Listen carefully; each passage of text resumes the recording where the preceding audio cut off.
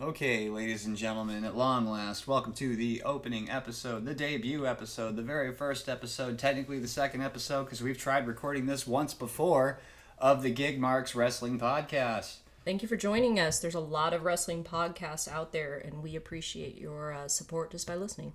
Yeah, thanks for giving us a shot. My name is Nathan. And I'm Deanna. And we're just a couple of nerds that are going to talk about wrestling pretty much like the rest of you like to do. And let's just jump right into it instead of, bothering with any kind of masturbatory self-glorification. We're here to talk about wrestling.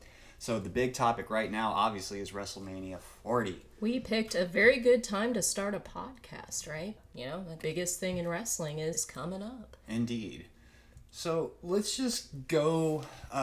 we don't necessarily need to go through the whole card. Everybody knows what the card is. Everybody's going to have what they're stoked about, what they're not stoked about. So as far as what's in front of us and what we're excited about, and the first thing that I'm looking at right now on the WWE website is the just announced match, actually, from a day or two ago, where Bianca Belair, Naomi, and Jade Cargill have joined forces to battle Damage Control, and I'm particularly excited about this because I've seen Bianca Belair in person in action at a house show a couple of years back and was impressed. I thought she was really good. Jade certainly appears to be at least in insane shape and definitely confident. This is actually the one I'm most interested, most excited for, just because of this trio, this force, and it feels like they're kind of ready to take over, but what's Damage Control going to bring? And also, just let's be realistic here. How long before they have it turn into a feud between Bianca and Jade? Could happen, could not happen. They're two of the more in shape women on the roster. Bianca's really fun to watch in the ring, except for the dumb hair twirling thing. That's very possible that can happen. I'm also interested to see what Naomi is going to bring to this. Is it going to be more Jade Bianca, or what's Naomi going to bring to the table? I'm thinking Naomi's purpose in that match is to be Ricky Morton. Mm-hmm. And Jade and Bianca are going to be the ones that are like the superheroes, but I could be wrong. Hopefully it's not a bunch of just one pre-planned spot after another. Well, we know Jade can do some interesting moves. She did that amazing bend back lick move, that was, power to her for that and the outfit and everything. I mean, it was outstanding entrance into this, for her. It was one of those rare cases where the female talent can come along and do a move that looks really painful and horrible, but yet tries to make it look very erotic and sexual at the same time, or at least it's a flex sexy. For sure. It's a flex, literally, and in it's a flex sense. It's I mean, she's an interesting entrance into all this. I'm excited for her. Indeed, what a great time for her to come along. Like, oh, here you've just joined the company. Yeah, we're going to go ahead and throw you in WrestleMania. That's definitely a sign of confidence from the company, and we'll see where it goes. Absolutely. What about the Damage Control side, though? Who do you think will play that role there? We've got Dakota Kai. I don't know. Yeah. I tire of that presentation.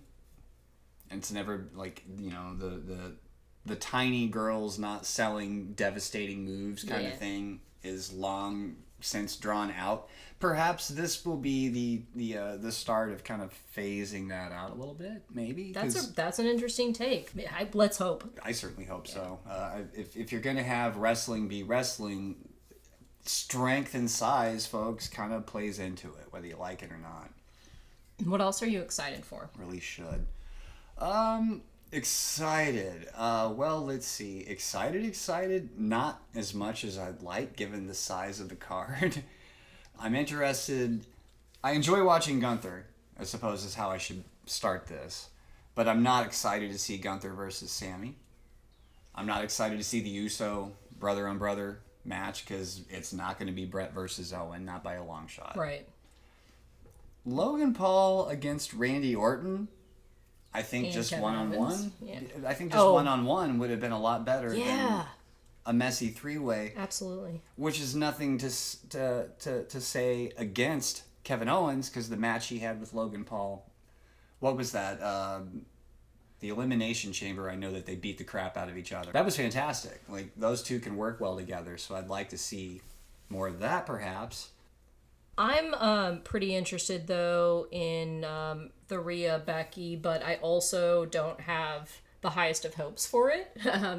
I think it's going to be a pretty...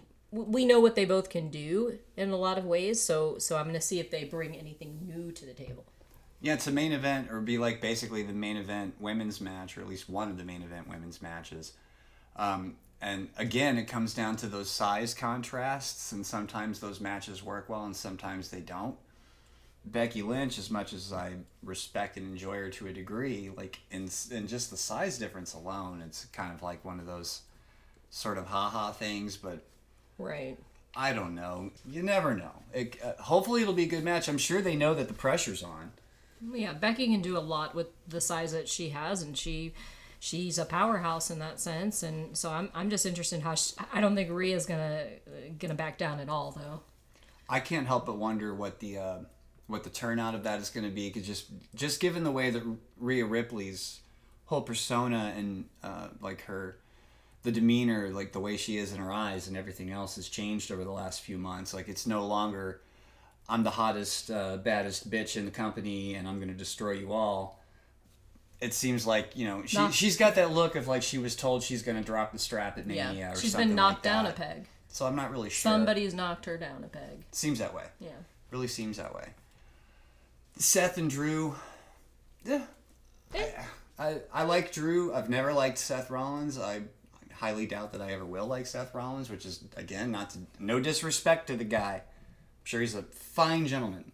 I've just never been a fan of his work in the ring, and especially not his gimmicks. The persona. Yeah. For me, instantly, I mean, sometimes that's what they're getting at, They want you to not like them. But I don't know about Seth. I just haven't enjoyed watching him work, and Drew I have. So there's my final answer on that one. Yeah.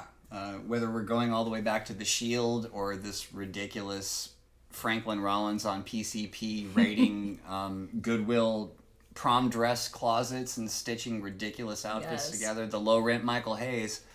Low rent Michael Hayes, wear my grandma's clothes. I can't get behind it. Never have been able to get behind it. It's just never been interesting nor entertaining for me.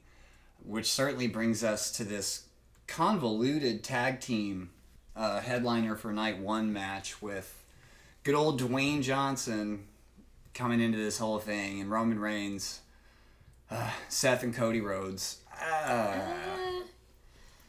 So I don't even know where to begin on this. Well, Seth and Cody, we know, we love Cody. Respect Cody. Respect the Rhodes Cody. name. Yeah. Certainly respect his brother. Respect the hell out of his father. The American dream, baby. Yeah, and comparatively, But then Rock and Roman. I'm just bummed that The Rock is involved. A little bit of who cares for me. It didn't need to be this. And to have, to have these guys and what they're booking as, this really, highly competitive, physical, just blood feud, grudge match kind of action.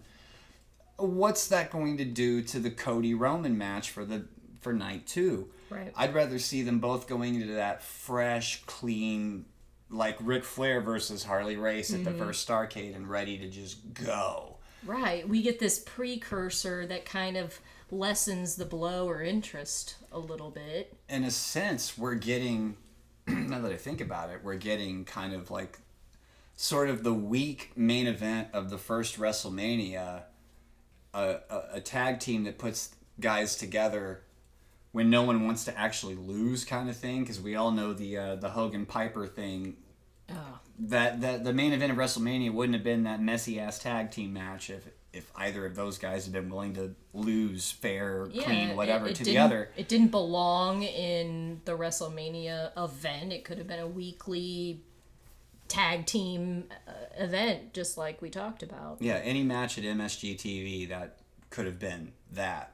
And whereas, say, Starrcade 1, you've got Harley versus Flair, and, what a great main event. And so, WrestleMania 40, here we are looking at, a night of, a tag team match that's sort of forced and people are trying to be enthusiastic about versus a headliner match that the fans got last year but didn't get the result that they wanted, so they're even more excited this year to see it. If we went back to Starrcade and Harley and Rick had wrestled in a match prior as a tag team, it wouldn't have been the same impact. Oh, no kidding. At all, and that's kind of what we're getting at here. Absolutely. So I guess is it going to be like the best WrestleMania of all time? Absolutely not. There's no question that it could be with this card, but I'm sure it'll be entertaining, and we'll see some good stuff. I'm sure we're going to see some boring, lame stuff. I'm sure we're going to see guest stars and all the ridiculous stuff that we always have. All the things that'll all be shown on social media at the time. It's shown after for weeks on end. We'll see it all, and we'll see it again and again, and it should be interesting, though. I'm excited. One can only hope. There should be an ebb and flow. It's okay for there to be an ebb and flow. So, like, if you walk away from the 2-day extravaganza not thinking it was the greatest thing of all time, that's okay. You mentioned Harley earlier. Definitely Harley in the news right now. Yes. Dark Side of the Ring on Vice TV. Everybody's favorite dirty little show that tells some wonderful, fantastic, depressing-ass stories about some guys. And we've only seen some ourselves. Not everything, let alone in the new season. We haven't even seen everything yet. We have seen the Terry Gordy episode, which was fantastic. That really was. And, I mean, every sport has their dark side, their hidden background stuff that a lot of the fans and people don't really know or don't really know what's the truth.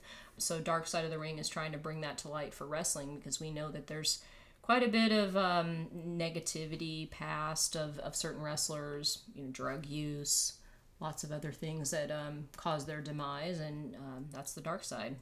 And then guys like Harley that just had a rough existence as well as having a really fantastic existence. Kind of work themselves out of it, Certainly no, horrible habits unlike other people from back then, from what I can tell, which actually, certainly that got worse as the 80s fueled all that forward and whatnot. But the nice thing about the Dark Side of the Ring series is like it seems, and I'm sure we're not alone in thinking this, it's showing outside of the kayfabe, like this. The best part about these stories, so far from what I've seen anyway, are guys that are existing in the era of kayfabe, and therefore it's a lot harder, the stuff that they had to go through in order to protect themselves, protect their families, protect the business, and all that sort of stuff. And it's a whole different spectrum of stress and weight that all those guys had to carry back in the day. And certainly Harley Race, my goodness.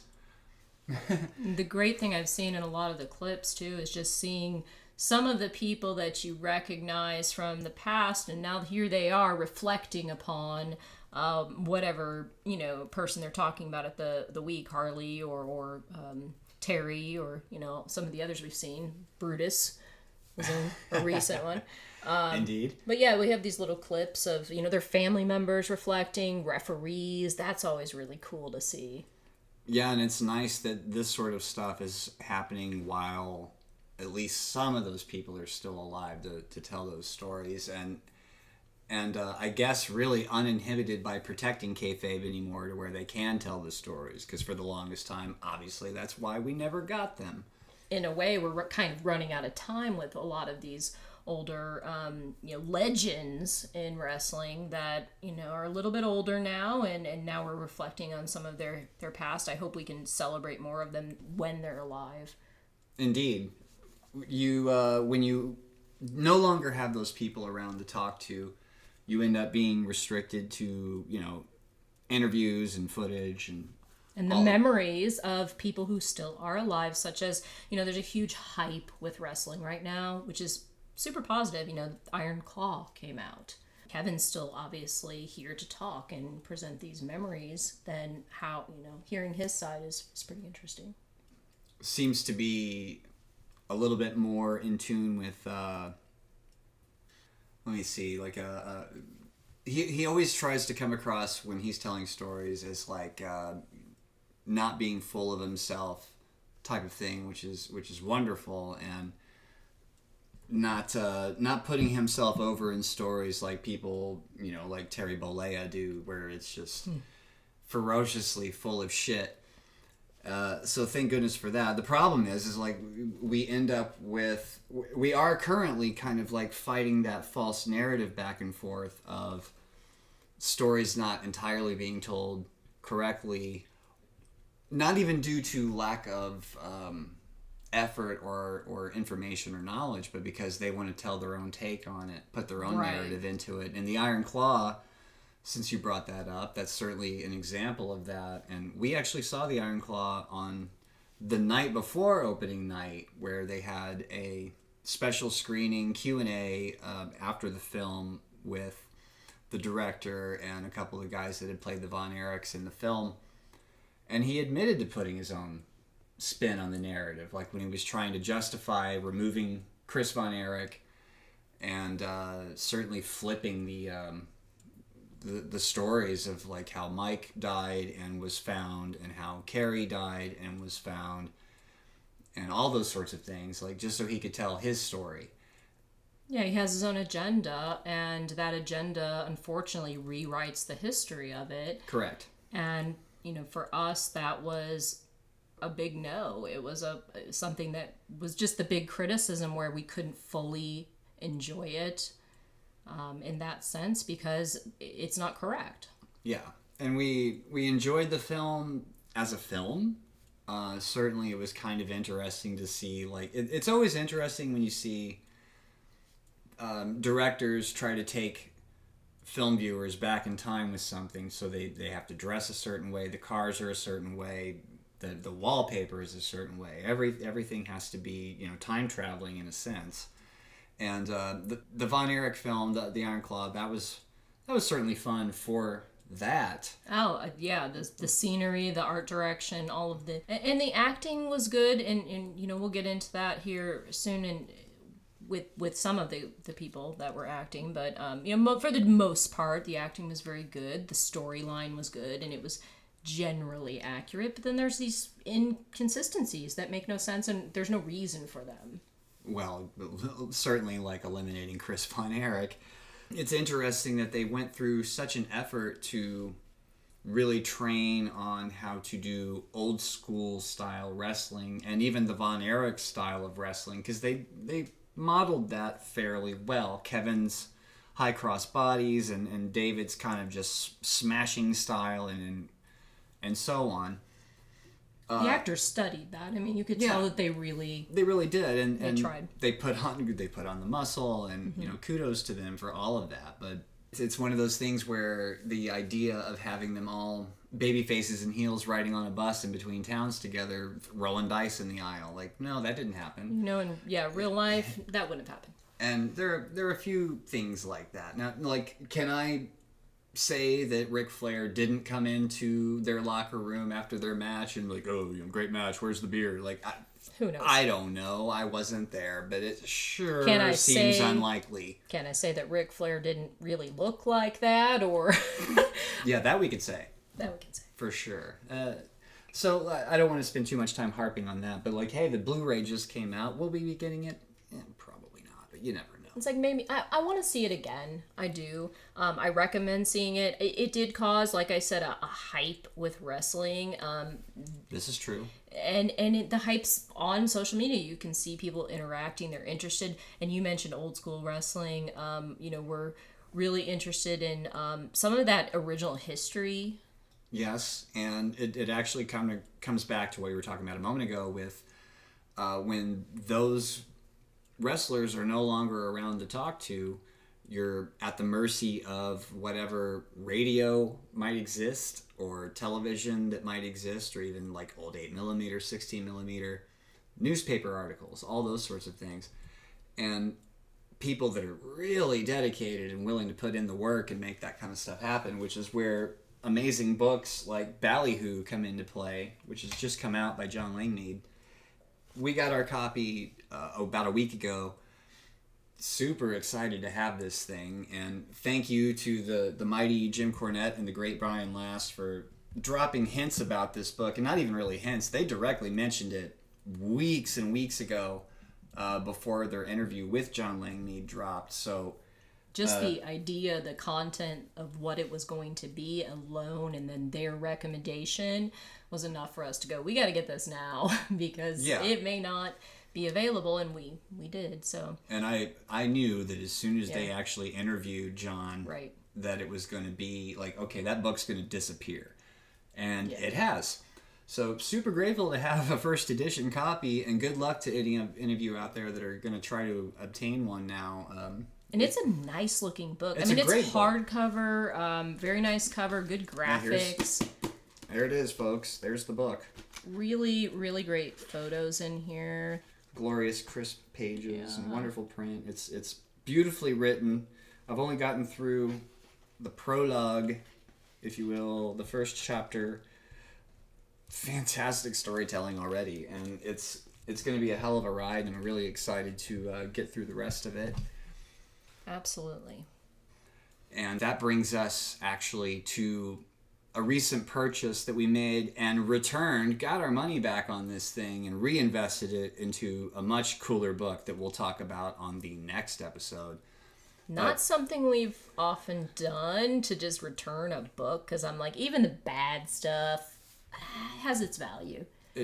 Sometimes. This thing, we're not going to name it. We're not going to name drop the people that put it together. Not going to start like a flame war kind of thing, but we will address it just in the sense of it was a book put together trying to tell a very, at least promoting itself as trying to tell a very complete story, the history of pro wrestling from way back in the Carney days to the present day, where Brian Danielson is still in WWE. That's where it leaves off. And not only do they, just for some weird reason, omit Gary fucking Hart. Gone. While focusing later in the book on clowns like the Young Bucks, but they very much omit Jim Cornette and the Midnight Express. And his OVW, Smoky Mountain, all these things are just magically missing from this book. Not even in the glossary. The only kind of acknowledgement that comes through any of that is a picture featuring Bobby Eaton posing, like it's with Bobby with other people. Not even a name mentioned. You know it's Bobby, but you go look into the back and no Bobby. Yeah. So doesn't get a name drop or anything. It's just odd that the omissions are almost like they're obvious. They're intentional. They were choices that were made, and for that. And if you understand, it's intentional and it's obvious when you know the current idiotic tribalism of really internet wrestling fans more than anything else. Which is why, we're kind of openly saying, yeah, we have no use for you, and we're going to happily talk about what we're going to talk about and don't give a shit if you like it or not. Yep. Certainly not on the payroll of the Khan family. We'll just leave it at that. So with that out of the way, there's so much that could be talked about. We could just go and go and go, and goodness knows you people, if you're as ridiculously fanatic about wrestling as we kind of tend to be, particularly the older stuff, you could go on and on. We're going to wrap this up at this point, but we'll give quick little burst of attention about a few things. First of all, if you followed us thus far with the very kind of micro beginnings that we've been doing on our social media, thank you. And you probably have noticed the Kurt Hennig birthday posts on March 28th. We have been so darn busy in our regular lives that not only on the same day we not have time to put together any kind of tributes or whatever for Umaga and the Warlord, but Michael P.S. Hayes had a birthday this week. The mighty and great Mike Rotunda had a birthday this week. And by the time this is actually up, Randy Orton's birthday is tomorrow. Mm-hmm. So there are just so many. We gave a shout out to Michael, of course, but then we missed a couple. So yeah, we were able to go in recently though and watch some Mike Rotunda footage and some funny YouTube clips. So I'm kind of looking forward to talking about him in the future, and giving him a little shout out. Stay tuned on the on our social medias for some of a little video clip love here and there, because Mike, as an in-ring worker, because most people remember him as IRS, and Mike Rotunda as an in-ring worker, whether it was with Barry Windham, whether it was with Rick Steiner, on his own, fucking fantastic in-ring worker, and one of the absolute all-time greats of that time frame for sure. And I used to love watching him as a kid because he was so damn good, and it was like you knew that he was a legitimate guy. So we're gonna try to find some particularly like sweet clips eventually, one or two, and put some of that stuff up just to give some belated birthday love to Mr. Rotunda. And I'm sure with Randy Orton's birthday being tomorrow, there's no shortage of great footage of Randy to pick from. Pick and pluck. We'll be picking and plucking Randy Orton footage and Mike Rotunda footage. Yes, definitely. And I mean, I know we're going to talk a lot about current events too, but things like birthdays and stuff like that, it's just a chance for us to kind of give a little love and attention to some legends that deserve it, and I think that'll be kind of a fun little history thing to talk about. We have mentioned a couple times, like, we're definitely older fans, more interested in the territory eras, certainly have more experience watching territory stuff than even the modern product, and like we don't even keep up with Raw, SmackDown, NXT, really. It's not even that we're opposed to it. It's just we're so focused on some of this more. We spend more time watching World Class from '82 this past year than anything else. So it's that kind of thing, and we're going to try to address as much of that as possible because we love so much of it. And even following guys from territory to territory, there's no shortage of just fun stuff to talk about from the past when it was a little bit. More real and raw, and back when millions of people actually believed it was completely legit. There's a reason for that. If you go back and watch it, there's absolutely a reason for that. The more we're looking into the territories too, we're finding interesting books from fans and people that are written within those territories. So if you have something that you are aware of with certain territories that would be good for us to check out, always let us know in our comments and things. Anything that you think of we may already have read or know about, but if not, we're good for having lots of conversations with people about these things. Any literature recommendations for the territories and old wrestling for sure are welcome. And on that point, next episode, we actually have the autobiography of Bugsy McGraw, and we're going to talk a little bit about that just briefly. Whether it actually is read by then or not is questionable, because it just got here a couple of days ago. It's a hefty book. It's glorious. It's beautiful, just like Bugsy was. I mean, he was such a character. What a great character in wrestling, and what an interesting person. Oh, absolutely. Just randomly flipping through pages on that one. It's like, that's going to be a fun talk. So stay tuned for that. More current event stuff. WrestleMania results, because WrestleMania, as you guys all know, is next weekend. We're not going to be doing a live stream or anything like that. However, you can stick around and pay attention to the social media feeds, and we'll definitely be live posting as it goes. And feel free to engage in witty banter and conversation through those means. And I think that's all we have for right now. Yeah, definitely. I mean, you can find us right now on X, formerly Twitter, of course. We have social media at Instagram as well, and those are all at Gigmarks Podcast. Yes, and at present, you'll be listening to this on YouTube. We hope to be on other platforms soon. Give us time on that. We're learning as we go, which is probably pretty darn obvious. You should have heard the first one, folks. But that's all for now. Have yourself a lovely little whatever. Yeah, thank you for choosing to listen. I hope you stay with us. We have a lot of interesting things to say and talk about, and I hope you will interact with us as well. Thank you so much for your time and your attention, and stick around. Please follow and like and subscribe and all that good stuff. Take care. See you next time. Let's go watch some wrestling. See you on the next one.